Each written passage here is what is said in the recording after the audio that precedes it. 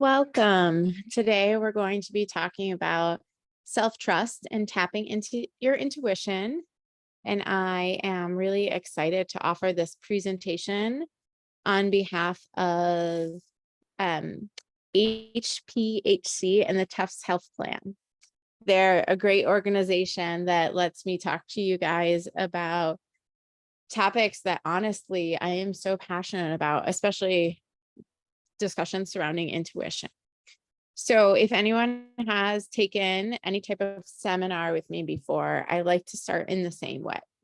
And I like to start by asking you to keep and protect your area from distractions. I lovingly say it's keeping your area safe, because when distractions come in and take us away from the discussion, it can be very overwhelming and difficult to tune in. So the first thing I'm going to have you do is to kind of pause, turn off your phone, or I guess that's pretty unreasonable. Turn over your phone, put it on silence, get out of your email, do whatever you can to make this become a protected, safe space so you can engage. Okay, once you have done that, I'm going to ask you to take a deep breath in through your nose. Exhale through your mouth and get as comfortable as you can wherever you are.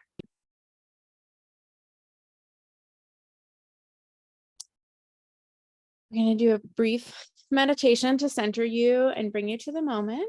And in order to do so, I'm going to ask you to, if you feel comfortable, slowly shut your eyes and imagine a dear loved person sitting opposite of you.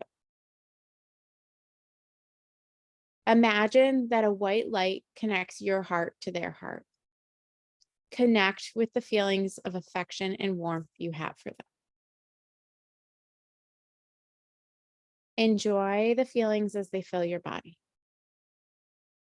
Breathe naturally and focus on the phrase, "May I be well, happy, and peaceful." Allow the warmth and loving kindness fill your body. Send these feelings to your friend. May you be well, happy, and peaceful. Feel both of you in the warmth and light of loving kindness, and continue to repeat these phrases. May I be well, happy, and peaceful. May you be well, happy, and peaceful. Remembering to breathe naturally, start to imagine the white light between you becoming a circle of light around you both. The light is bathing you in the warmth and peace of loving kindness. Allow it to radiate out to your surroundings. Include it to all beings, from the smallest insects to the largest animals, and out into the universe. See yourself and your friend radiating this belief. May we all be well, happy, and peaceful. May all beings be well, happy, and peaceful.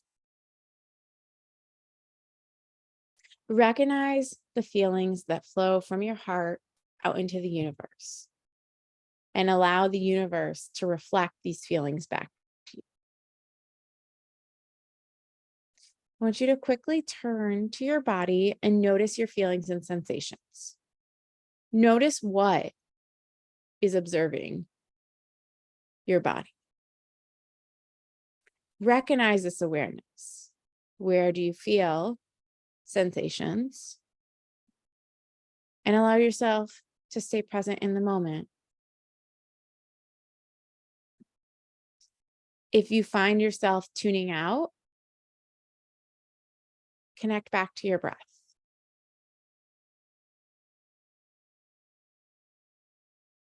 Witness everything without judgment. Just continue to attune to your breath and what you're feeling. I'm going to ask you to take one more deep breath in and exhale through your mouth. And when you're ready, come back to this moment. Wonderful.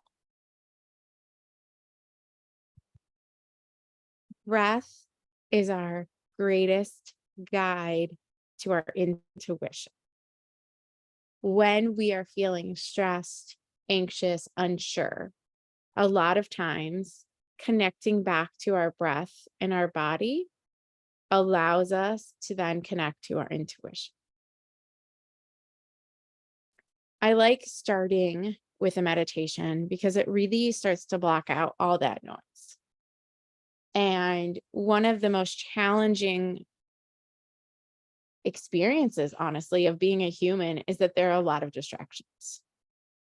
There's a lot of information, and it all encourages us to not tune in to our bodies and our intuition.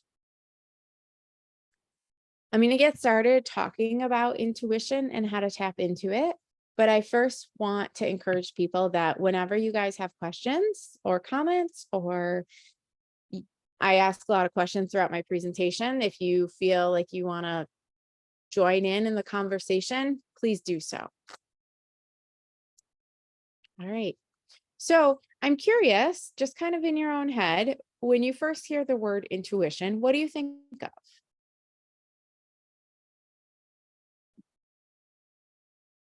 Just kind of think about it to yourself and think, like, what is intuition?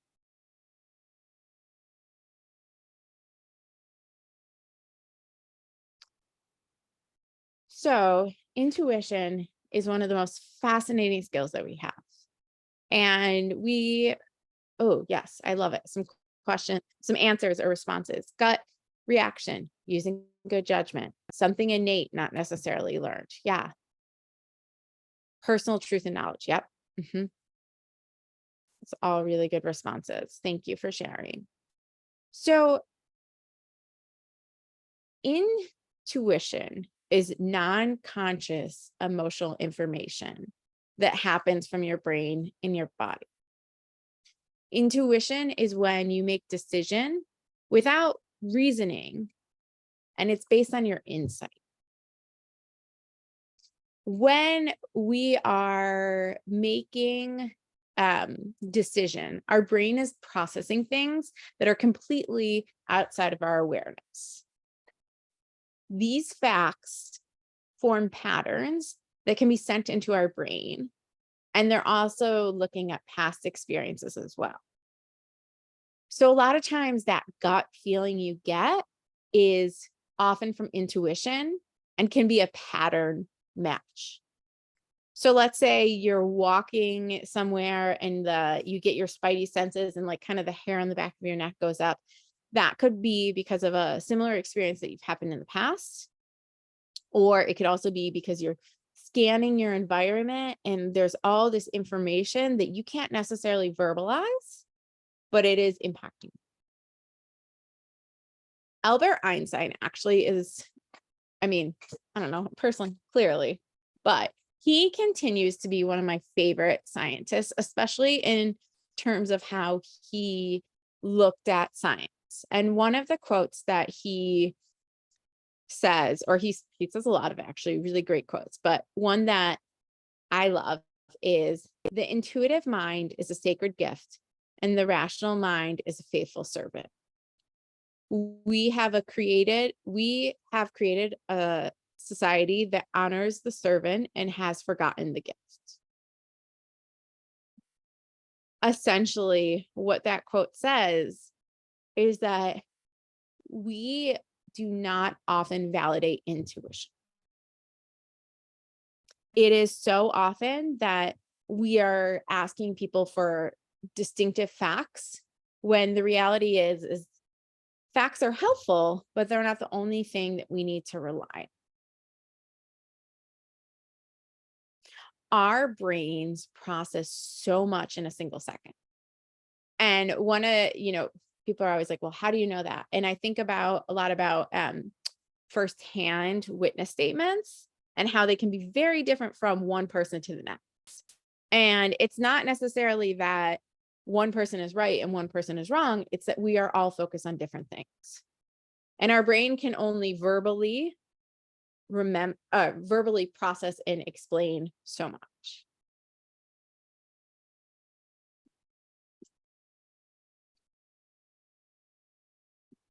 So intuition actually comes from learned experience throughout one's life. The more you are able to learn from certain experiences and trust your gut, the more your intuition is going to be greater. So that kind of like brings me to a question, which is, what is actually the difference between instinct and intuition?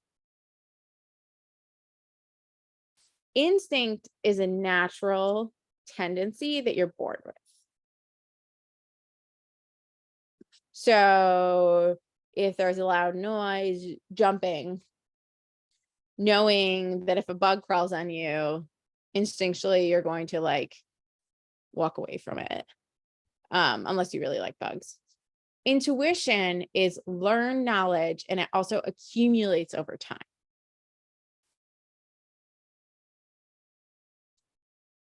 The challenge with intuition is learning how to differentiate between intuition and wanting to take care and please other people. A lot of times our intuition is speaking to us, but we get bogged down by wanting to people please, having trouble to set boundaries, and also like difficulty interacting with other people. In the kind of the complicated part about intuitive people is that we're often, I tend to also fall in the line of being an intuitive person, is we're empathetic. And so being empathetic sometimes means that it is more difficult to follow your intuition because you don't want to hurt other people's feelings.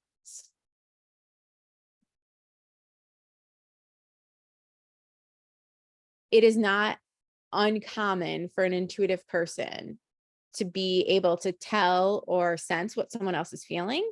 And therefore, you may go out of your way to not want to make that person feel uncomfortable, which then has you kind of fighting against your intuition. You know, an example I think of often is I was taking the self-defense course, and we were talking about how women specifically are not taught to listen to their intuition. They are taught to be polite, and men too. But I think it as a societal expectation, it is kind of more appropriate for a woman to jump in line and be uncomfortable in a situation and listen and kind of tolerate their intuition, telling them that something doesn't feel right, but not wanting to set that boundary. And so in this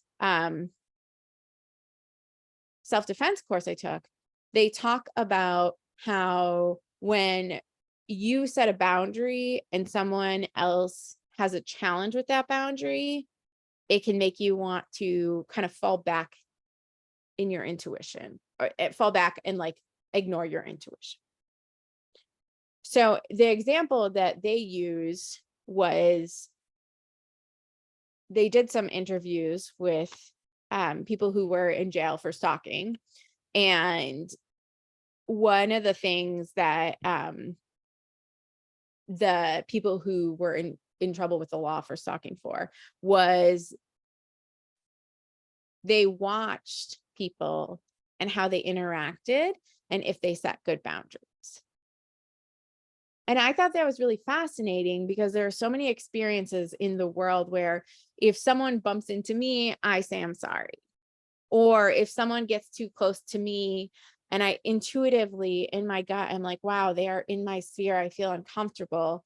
I hesitate because I don't want to hurt their feelings. Even though something inside of me is telling me this is not a safe situation, I don't feel comfortable. And so intuitively, we often know what we need to do, but our gut reaction of not wanting to offend someone will override our intuitive sense.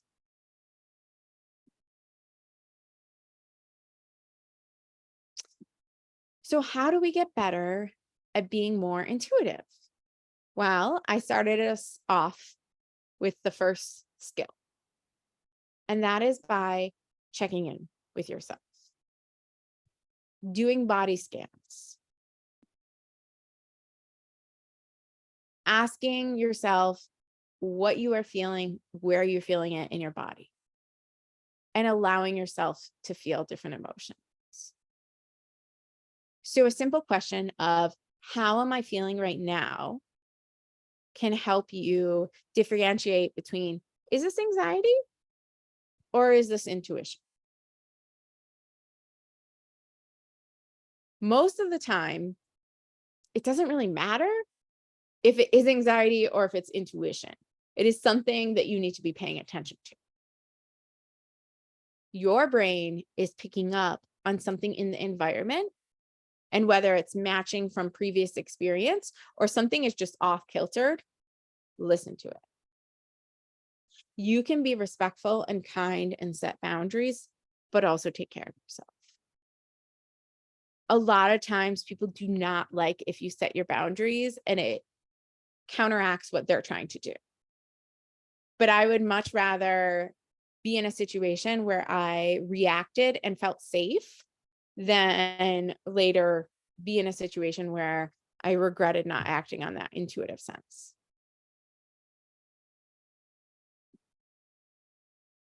By asking yourself, what am I feeling in this moment, and not going through life blind helps you, or not aware, that's a better term, sorry, not aware, helps you become attuned with your environment and with yourself, because our bodies are informative. You may not even realize that your shoulders are up high because you're stressed. So just even that quick check-in of being like, how am I feeling? Where's my stress? Helps you attune to yourself and be curious. We are so distracted. Me too. Like this is not a judgment. I'm on my phone when I go into the grocery store. I'm not paying attention and things are happening. And so the more you can kind of take away those distractions, you can be aware. And intuition doesn't just help warn us from bad things. It also helps warn us or helps prepare us for good things too. It can be like a good decision. Like, should I take this new job offer? Well, let me sit with my intuition and think about that. I can weigh the pros and cons and see how I feel in my body as I'm doing, because my body is going to give me information.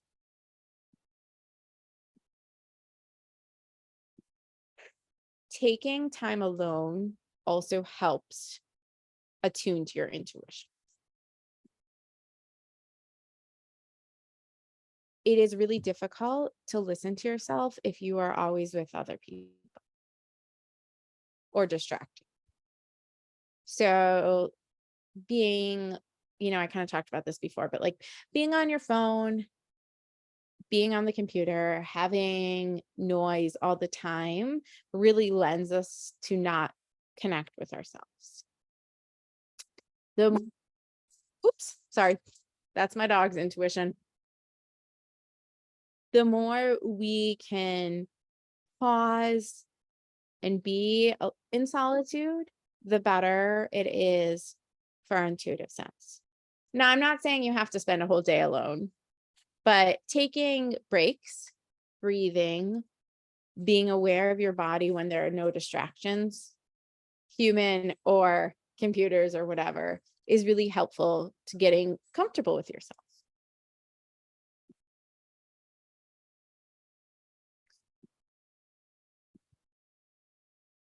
Intuition is often connected to our gut. By doing body scans, so sensing what your conscious mind is thinking and what your unconscious mind is thinking allows you to come back and be curious. We all have an internal compass. When we're faced with a choice, our intuition can tell us, hey, this seems like the better option. You can do something like brushing your teeth in silence and just focusing in that calm mind, which is attuning to yourself and being alone. So it doesn't really have to be that long. It could be something as simple as, I'm going to brush my teeth in quiet. Actually, I'm curious, how many of you guys, when you brushed your teeth this morning, did it solely not distracted? You can just think to yourself, or you can raise a hand, or you don't have to. Or actually, even just like, when's the last time you did something not distracted? Yes.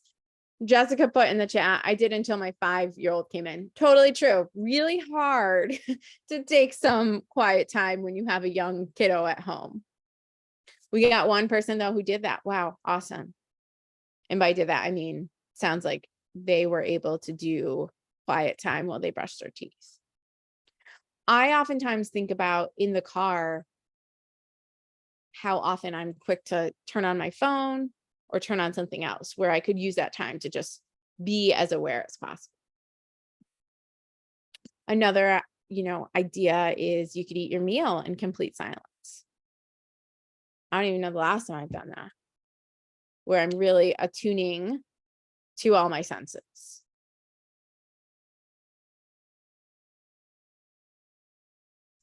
The reason why attuning to your body senses is so important is because your body has a natural tendency to mirror your inner feelings. Your body will likely close up or close off depending on how your brain perceives something close to you.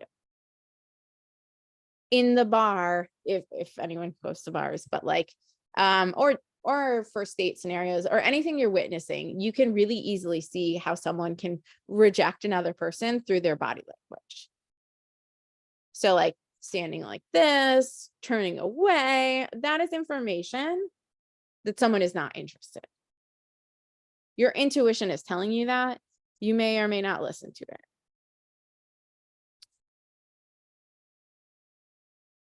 But it's really, really fascinating to just kind of watch how the difference between open body language and closed body language. Open body language is going to be facing someone forward, looking them in the eyes and being cheerful. Whereas cues as crossed arms, leaning back, things like that are intuitively going to tell you that that person is not as interested. So I'm going to ask you to pause and think about a time where you listened to your intuition. How did that turn out? And again, you can kind of just think about this to yourself.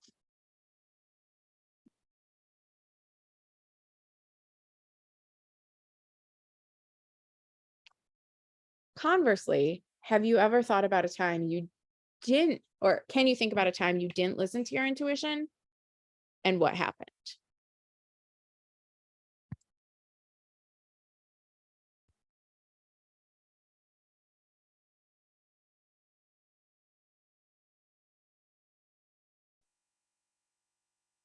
By thinking about those questions, you can help understand how important intuition is in your life.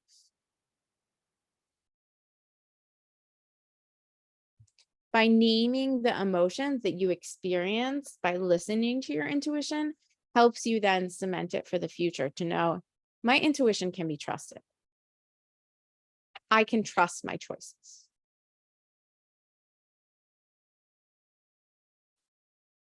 As a society, there are so many things to distract us from listening to ourselves, where innately we know how to take care of ourselves. Our bodies are primed to want to live. But there are so many things that can kind of take us from what we want to do or what we're experiencing and be influenced by external pressures. So Julia asked a question, tips on when we question our choices because they don't align with others. My boss has one direction and I feel something different. That's, clearly a trickier situation, because when you have someone above you in your work field, it is easy to kind of get distracted and challenged by believing in your intuition. Just because you feel something differently than them doesn't mean that your intuition is wrong. It can mean that you guys have different perspectives. So in those situations, I always encourage discussion and I always encourage sharing. It may look something like, hey, I know you believe this and I keep coming back to this. And so I'm curious if there's a compromise we can do, or if you can help me understand the choices that you're making.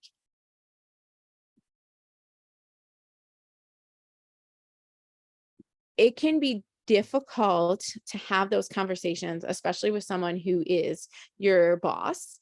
And so I often encourage people to visualize having a tough conversation. You can practice the different outcomes and you can see what feels right with you. And you get to gauge how important each choice is. So like, if it is a low risk situation, I may be less forceful with my beliefs. So let's say someone wants to something small, move the coffee pot. And my intuition is like, that is, or even beyond intuition, that's just like a dumb spot to put the coffee spot. Put the coffee pot. I am going to gauge my priorities on that and be like, is this worth fighting for? Probably not. But if it's something that questions my morals or my ethics, I may be more apt to explain my choices and my decisions and why I don't think it's a good idea. Hopefully that kind of helps you gauge. But the visualization is a really good step to envision, like, okay, if you have time, you can sit there and kind of imagine, if I do it this way, how is it going to impact my relationship with myself, my relationship with my boss? If I do it this way, what is it going to look like? Ultimately, though, someone disagreeing with you doesn't mean that your intuition is wrong. It just means you have different perspectives.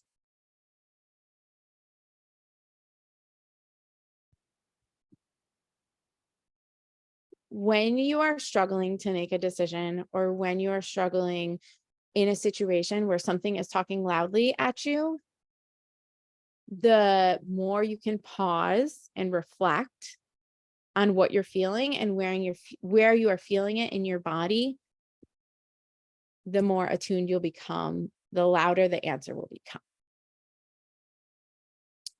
In situations where you don't have time to pause, listen to your immediate reaction if it's in regards to safety.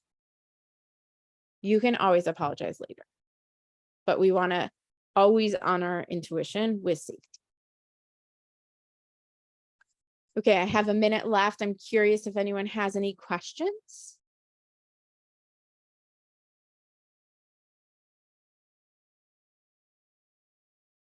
Then I am going to leave you with the challenge. Start by brushing your teeth in silence as much as you can, and see how that starts the day with getting you attuned with yourself.